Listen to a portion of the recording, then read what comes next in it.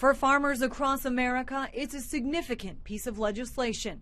And Secretary of Agriculture Tom Vilsack says this time around, it's a food, farm, and jobs bill. In the past, we've had a direct payment system where farmers received a check from the government regardless of whether the times were good or bad. Direct payments have brought harsh criticism in the past as they've benefited wealthy farmers and even members of Congress. Top earners include Tennessee Congressman Stephen Fincher and California Congressman Doug LaMalfa, who each received more than $1 million in direct payments, according to the Environmental Working Group. This is a new system. It's a system that's built on crop insurance, but it supplements crop insurance with a revenue protection program that gives producers the help when they need it most. Still, critics say pushing direct payment funds to crop insurance is a double-edged sword. Crop insurance subsidies are even worse because there's no limits on who can receive them, and we don't know who gets them.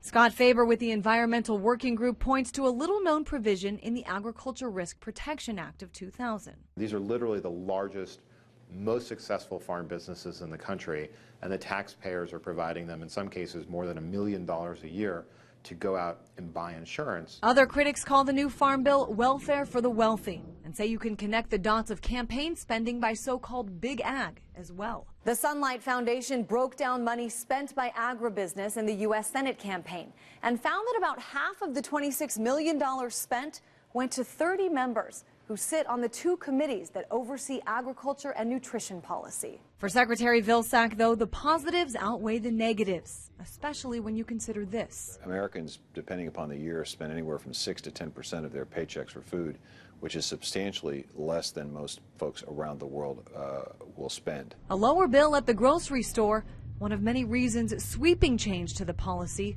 will always be difficult to make. In Washington, I'm Christine Frizzell reporting.